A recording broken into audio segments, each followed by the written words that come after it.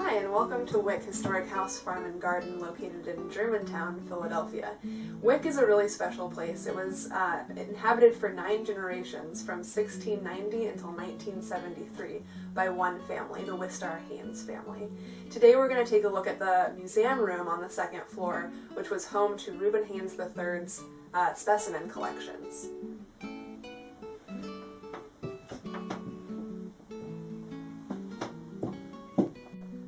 So here's one of my favorite drawers in Reuben Haynes III's curiosity cabinet.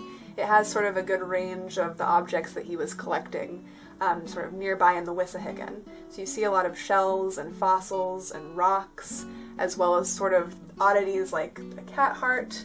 You've got a wasp nest, and interestingly, what we've discovered recently is we have the holotype specimen of the Baculitis ovatus seen here, which on first glance doesn't necessarily look like much, but it's actually a 65 million year old squid fossil, which is the first species, the first of its kind to sort of document the species of Baculitis ovatus.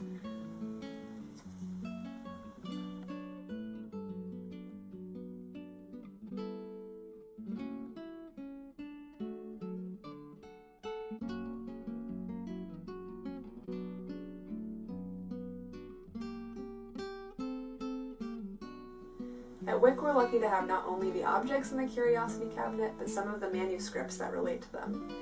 For example, we have Reuben Haynes III's museum book that lists some of the objects that are in the cabinet of curiosity, it's helpful to sort of piece things together and understand what we're looking at. We also have access to over 100,000 manuscripts relating to the Wistar-Haynes family from their 3 centuries at Wyck at the American Philosophical Society. I've also pulled some objects that sort of showed the greater depth of the collection that Reuben Haynes III compiled. For example, here we have some lion's claws that were from a lion that was in Philadelphia in the 1790s named Pharaoh.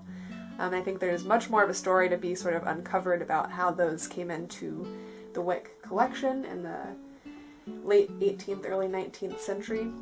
Reuben also collected things such as nuts and wheat.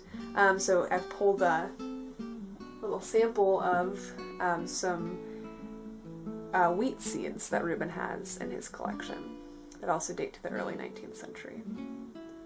And last but not least, we also have a butterfly that was from Reuben's collection from the early 19th century.